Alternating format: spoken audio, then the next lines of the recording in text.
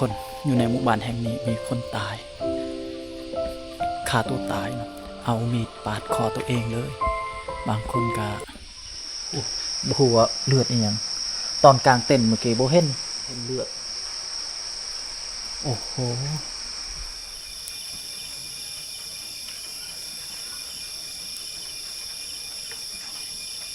โอ้โคตรร้อนเลยเฮ้ยปอหัวค่อยหยาบสบายดีทุกคนแล้วก็สวัสดีพี่น้องจากฝั่งไทยแล้วก็มื้อนี้เนาะบ่าวจางเราไตจะมานอนอยู่บ้านล่างทุกคนนี่อยู่บ้านล่างบ้านล่างแห่งนี้บ่มีคนอยู่แล้วบ่าวจางได้ไปนอนคนเดียวมี FC ท่านหนึ่งเนาะได้บอกบ่าวจางว่าให้บ่าวจางไปนอนคนเดียวเบิ่งมื้อนี้เนาะบ่าวจางได้เฮ็ดตามคำท้านะของท่านหนึ่งว่าสิเป็นแนวใดเนาะมื้อนี้ก็บ่าวจางก็นอนคนเดียวในที่นี่แหละทุกคนก็จะนอนจนฮอดมื้ออื่นเช้าเลยเนาะแต่ว่าก็รู้สึกก็ย่านได้จักหน่อยเด้ทุกคนแต่ว่าก็ต้องได้เฮ็ดลองเบิ่งเนาะว่ามันหยังเกิดขึ้นเอาไปเบิ่งกันเลยนี่คือเส้นทางที่บ่าวจางได้ลงเมื่อกี้ได้ทุกคนพ้นหากะเช้าตกเนาะเมื่อกี้ฝนตกแห้งโอ้ทางมืดทุกคนปล่อยไปเอาเนาะโอ้ให้ทุกคนติดตามเบิ่งนำกันตอนกลางคืนว่ามันยังเกิดขึ้นตอนนี้ก็ประมาณ5 โมงบ่าย14 นาทีนี่ทุกคนโอ้โหมีคนอยู่แล้วเนาะเบาจางสิกานอนบ่เนาะบัดนี้สิหอนอื่นเศร้าบ่กะพยายามเนาะให้หอนอื่นเศร้าเอาตอนนี้เบาจางก็มาฮอดบอนที่เบาจางจะพักนะที่นี่ทุกคนอยู่ศาลาเนาะหรือว่าบอนร่วมของชาวบ้านแต่ก้อนสายน้ำเซรามังทุกคนจะน้อยเบาจางก็จะใส่เบ็ดเนาะหากินแน่แล้วก็นอนอยู่บ้านล่างนี่แหละอันนี้เต็นเนาะเขาจะกางเต็นจะน้อยเบาจางจะกางเต็นนอนนี่อุปกรณ์เขาจะหาปลาจังหน่อยทุกคนเบ็ดเนาะเบาจางจะใส่เบ็ดเหยื่อขี้กระเดือนแล้วก็เขียดน้อย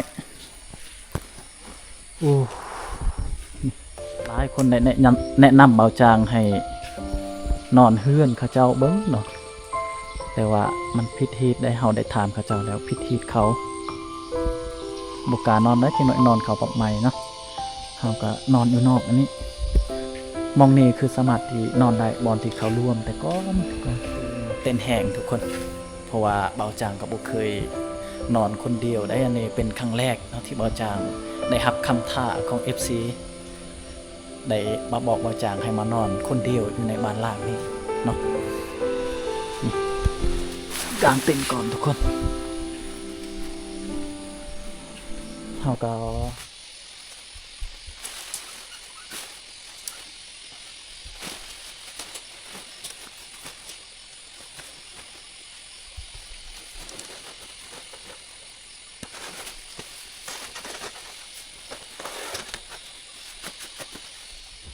กางเต็นท์ก็เสร็จแล้วเนาะแล้ววันนี้ตอนนี้บ่าวจางเอามาโคม2 อันนะตัวนี้โคมนี้แสงโซลาร์เซลล์เนาะมื้อนี้บ่าวจางได้เตรียมเป็นอย่างดีบ่าวจางจะไปใส่เบ็ดเนาะดึกๆมาก็จะไปยามตอนนี้บ่าวจางจะใส่เบ็ดเนาะที่กระเดือดเลยดึกๆมาจะไปยามทุกคน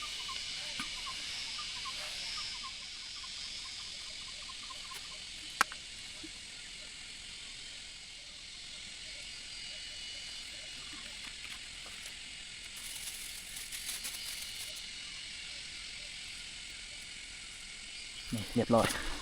เราจะใส่เหยื่อ2 ชนิดทุกคนนี้ขี้กระเดือนกับเขียดน้อยเนาะกับเขียดน้อยว่าตัวใดสิได้กว่า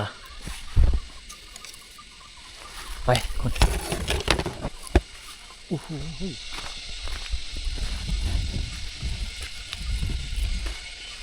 มันสิได้บ่ไปเนาะ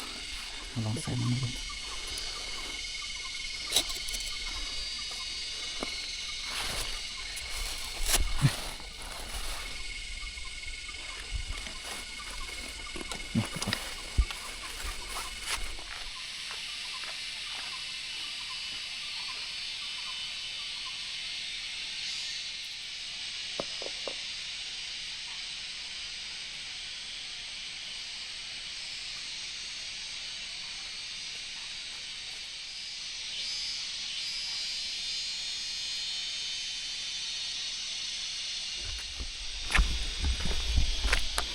ยังเหลือ2หลังทุกคนแค่สิแล้วเราจะใส่อยู่เทิงอีก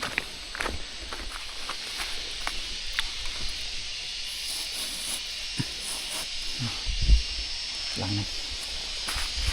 ใส่เทิงอีกหลังนึง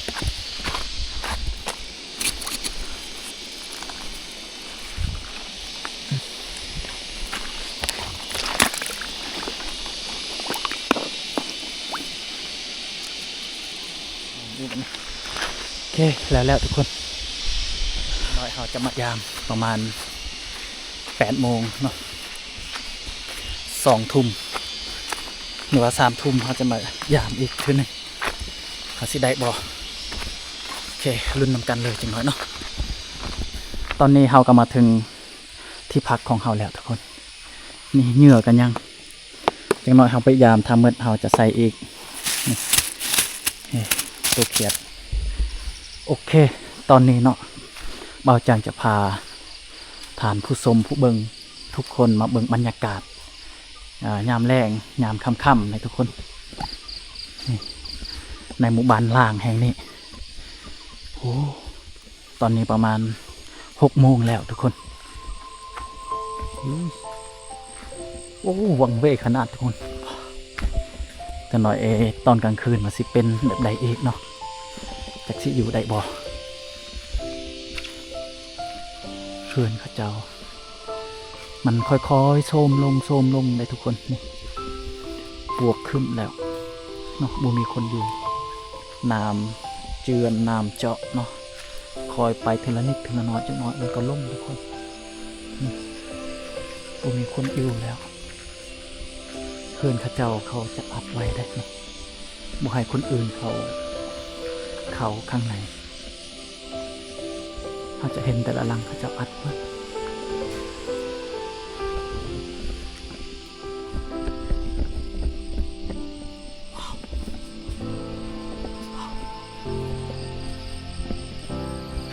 บรรยากาศ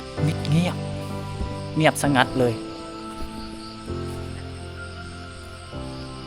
สิหลอดบ่นะคืนนี้สิหลอดบ่ทุกคนได้ยินเสียง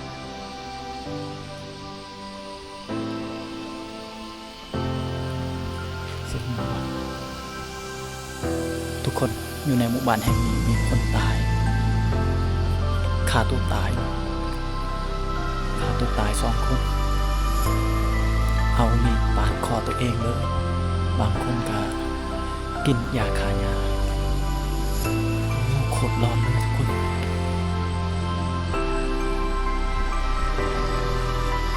เดี๋ยวบ่าวจางจะพาทุกคนไปเบิ่งเฮือนที่เขาฆ่าตัวตายนะแต่ว่าเฮือนหลังหนึ่งเขามางแล้วเนาะชาวบ้านว่าตอนกลางคืนนี่มันมักลอกชาวบ้านนะเขาก็เลยมางทิ่มถ้าบ่มางเขาก็มักเห็นได้วิญญาณมันไปมาเขาเจ้ามักเห็นได้เฮ้ยเฮือนหลังนี้แหละทุกคนบริเวณนี้แหละมีคนฆ่าตัวตายที่เบาจางหวานนะเขามางแล้วเฮือนเนาะแต่ก่อนมันจะมีเฮือนอยู่นี่แต่ว่าชาวบ้านเขาว่ามันมักลอกชาวบ้านเขามักเห็นวิญญาณโอ้โหเว้ามาเลยคนลุกเลยไฮ้อยากสิอยู่ได้บ่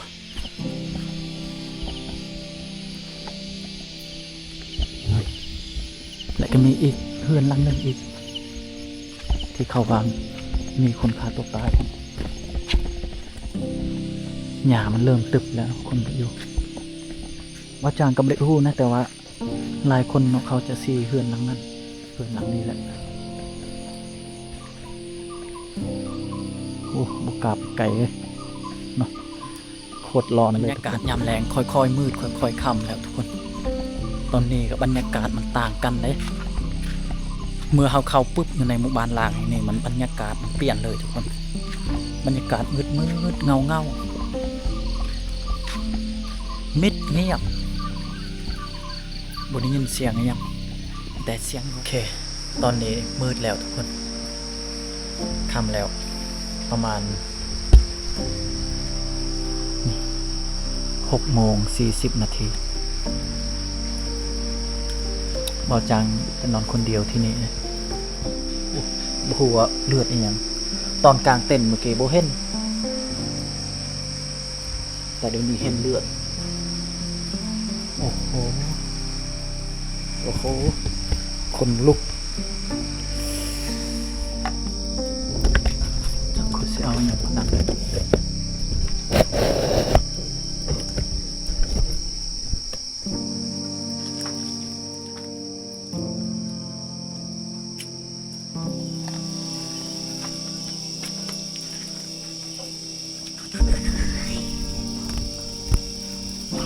ดังลึกเลยโอ้โหนี่ก่อน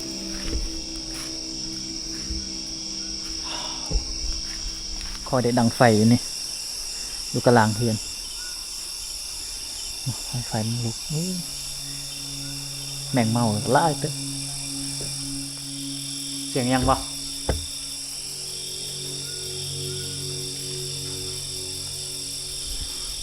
คนลุกเฮ้ยคนลุก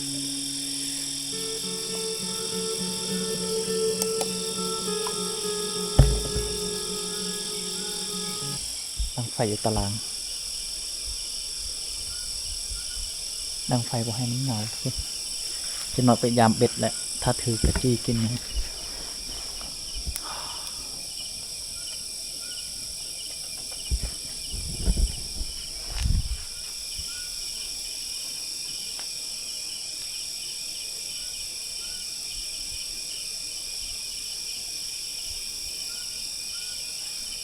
เฮ้ยเบาจังละแวงค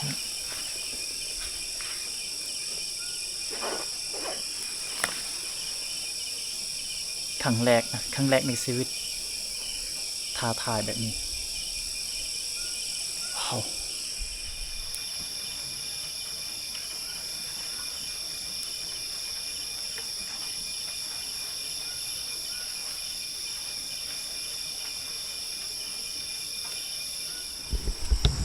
ทุกคนตอนนี้คอยจะไปยามเบ็ดเนาะ8 โมงยัง5 นาทีว่าสิถึกจากโตนะโอ้ยทุกคนถึกเลยปลาอย่างวะนี่เห็นบ่อุ้ยเอ้ยนี่ปลาดุก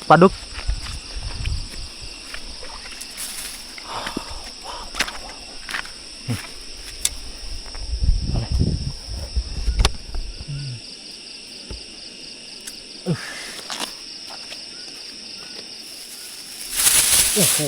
นี่จะโดดพยายามอีกยังมีลายอีกได้เบ็ดเถอะบัดนี้ไปอีกอยู่เถิงมันสิได้บ่เบิ่งนี่เฮ้ยปลาหลาดนี่ทุกคนนี่โอ้โหนี่ปลาหลาดได้นี่เฮ้ยได้แล้ววันนี้นี่ถึกแล้วบ่ใหญ่เติบเลยเนาะนี่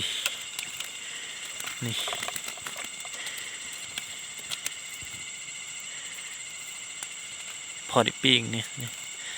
พอดีแสบเฮ้ยตัวนั้นกระทึกอีกแล้วโอ้โหปลาอย่างวะปลาอย่างนอกเลยปลาอย่างโอ้โหปลาดุกว่ะเฮ้ยนี่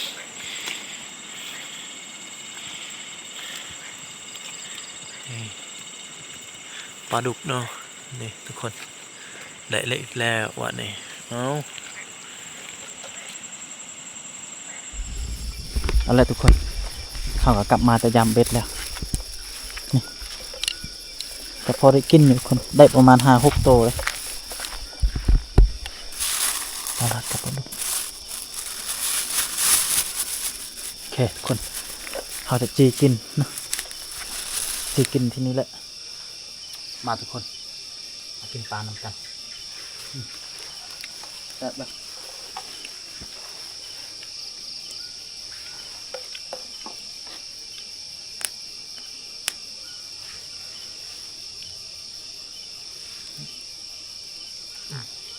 กินเลย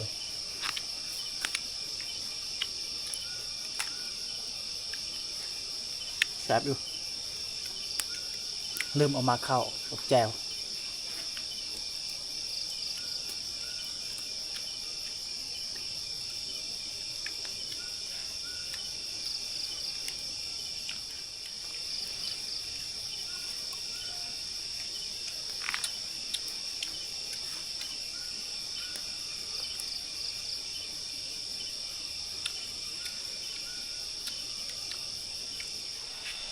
คือเขาจะเลาะและสำรวจอีกหมู่บ้านลางตอนกลางคืนทุกคน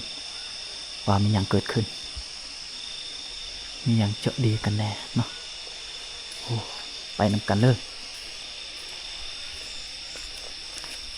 ตอนนี้9 โมงยัง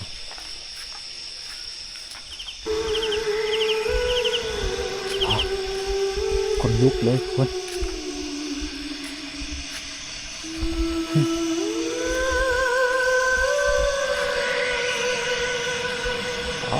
คนลุกโคตรร้อนเลยนี่เสียงยังวะวิบอได้ยินเสียงอย่างแต่ว่ารู้สึกทุกคนรู้สึกอยู่ได้เนาะ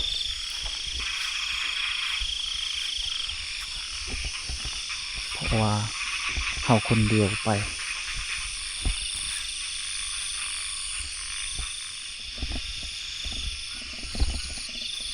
เฮ้ย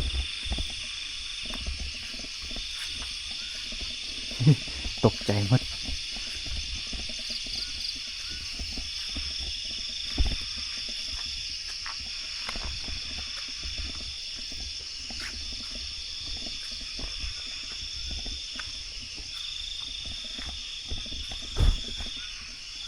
โคตรร้อนเลยทุกคน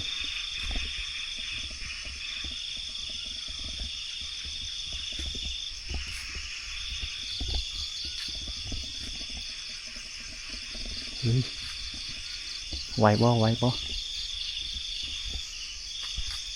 เฮ้ยมีอย่างวะไปทางเฮ้ยสังกะสีมันดังสังกะสีนะทุกคน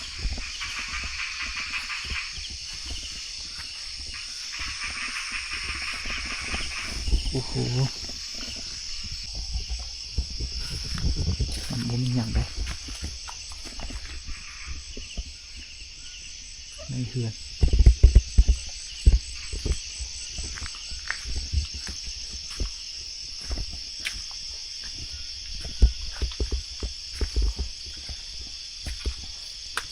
โอ้โคตรร้อนเลย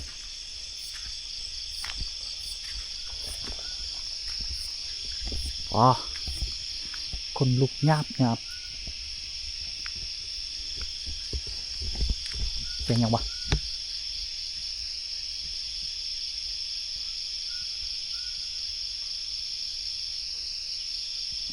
เหมือนได้ยินเสียง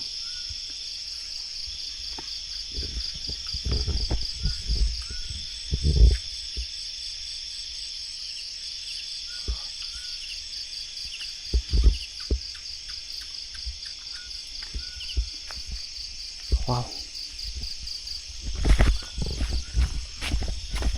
โคตรร้อนเลย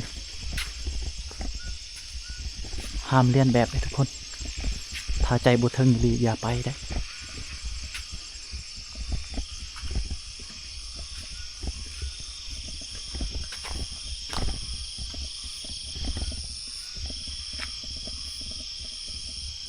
คนเดียวเด้อ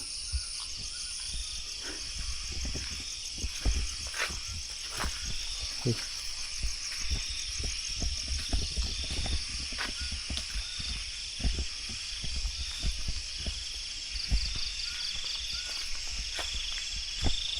เฮ้ยนี่ยังบ่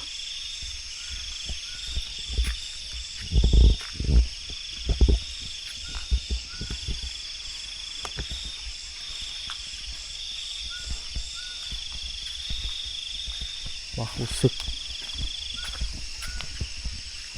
โคตรร้อน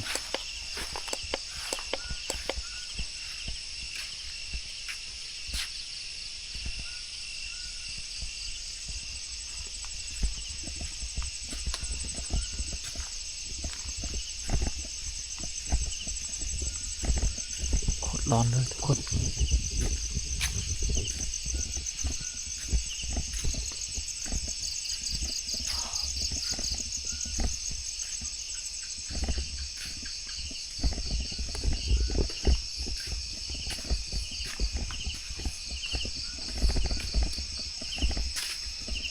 ยังบ่ได้ยินเสียงอย่างนี้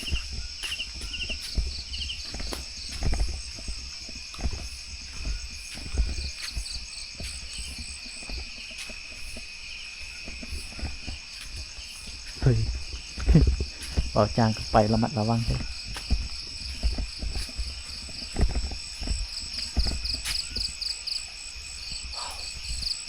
เห็นไหมวะ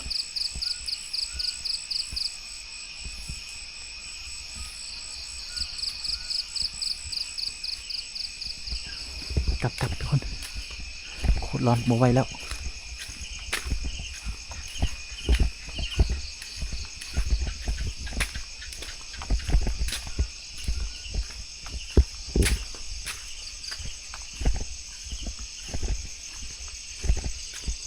อ๋อ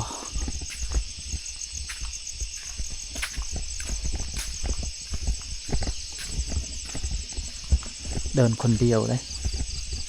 กลางหมู่บ้านลาง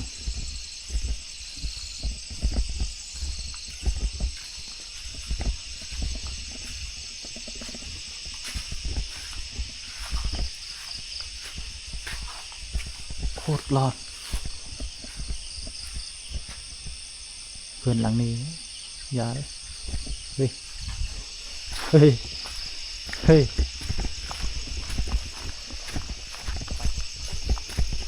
บ่ได้ดอกนี่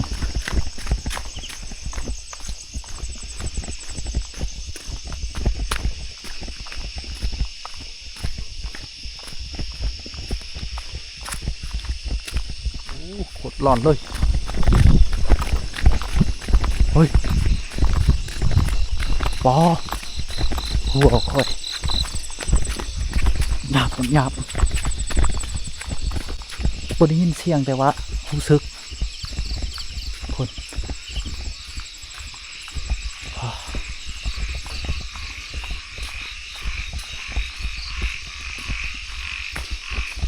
อย่าแหละสุดท้ายเลยนี่ทุกคนทางสุดท้ายเลย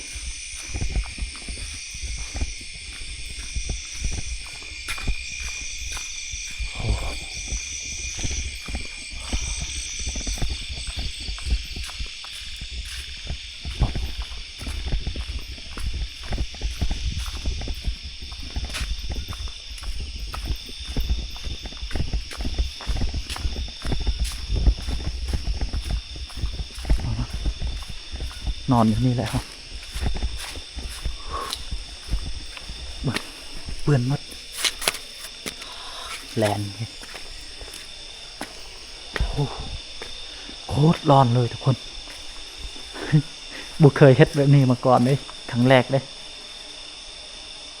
ถ้าใจบุเทิงนิลีนี่ก็คือสิบไหวทุกคน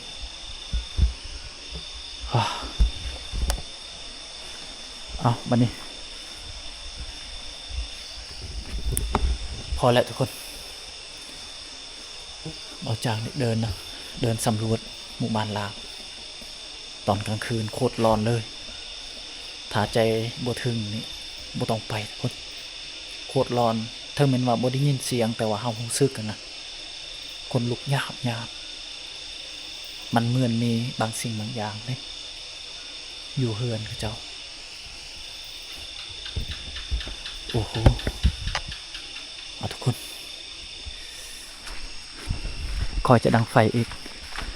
พอให้มันมวนทุกคนนอนคนเดียวโอ้โหโมได้เลยปะเนี่ยโคตรร้อนเลยดังไฟก่อน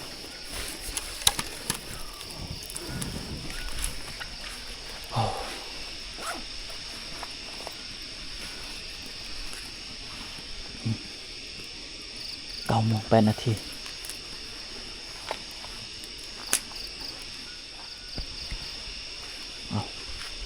เขาจะขึ้นเทิงดังไฟปะแบบนี้เขาสิไปนอนนะครับ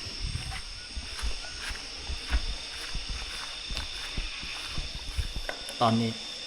คอยจะนอนก่อนนะมื้ออื่นเสาร์เจอกันใหม่โคตรร้อนโมไหวแหละทุกคนนอนก่อนคนที่ตาไปน้ำกันเด้อ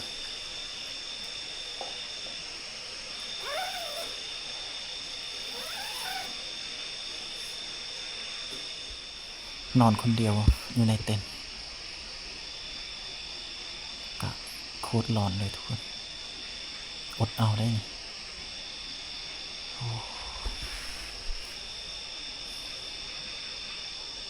ดีแหละเฮามีไฟฉายมีโคมเฮาได้ดังไฟนะใครแน่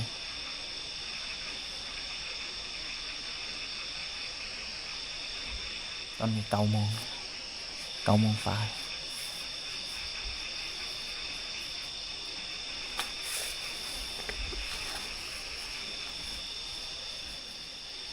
เงียบขนาดเลยทุกคน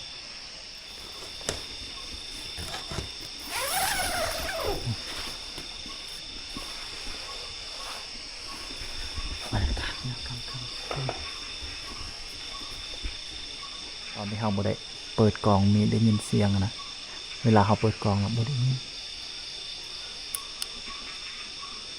ยินเสียงแก๊กก๊อกทางเทิงเลยนี่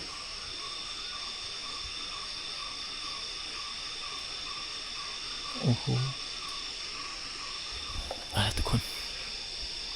บ่าวจางจะขอนอนก่อนนะบ๊ายบาย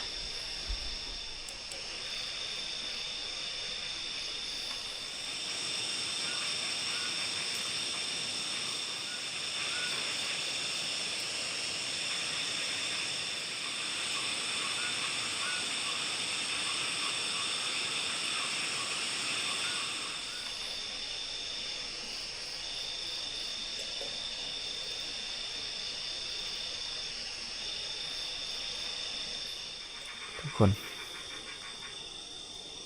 ตอนนี้12:24 นาทีนี่ว้าวเว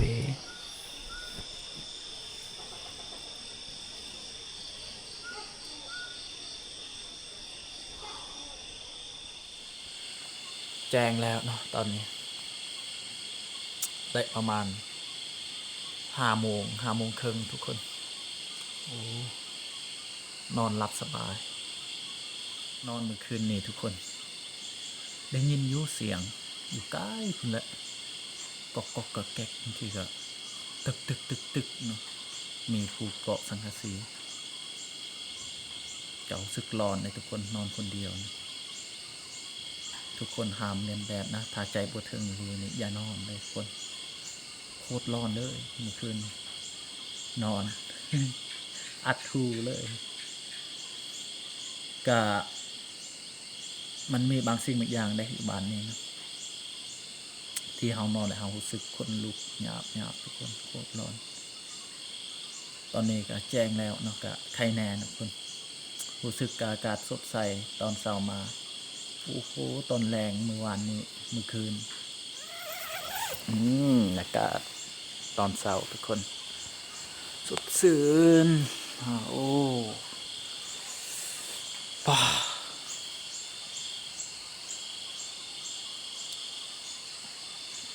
คอยจะเมียนเต้นก่อน จะหน่อยกันหลังจากเมียนเต็มแล้วไปยามเบ็ดแล้วก็สิกลับเลยทุกคน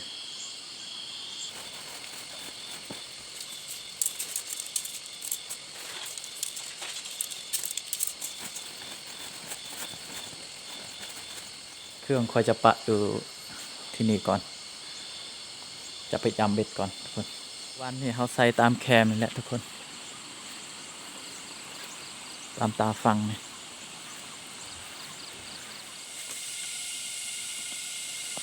ทึบวะเอ้ยนี่โอ้ยได้ตัวหนึ่งแล้วปลาลาดทุกคนโอ้ปลาลาดนี่ทึกลายได้เมื่อคืนนี่ทึกตลอด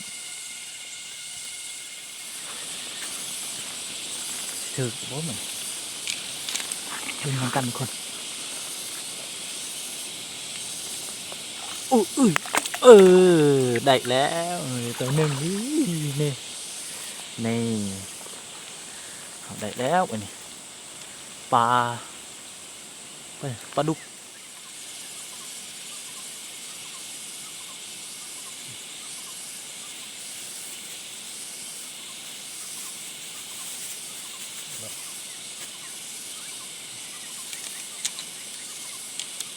เอาเมื่อแล้ววันนี้เนาะเบ็ดเฮา2 ตัวทุกคนเลยถึงมือเสาร์ปลาลาดกับปลาดุกปลาดุกนาเลยนี่ปลาดุกธรรมศาสตร์เขาได้เมื่อคืนนี้ทุกคนมือเสาร์นี่ก็มันจะถึง2 ตัวนี่นะอันนี้กับตัวนี้อันนี้ได้จากโต๊ะวัน1 2 3 4 5 6 7 8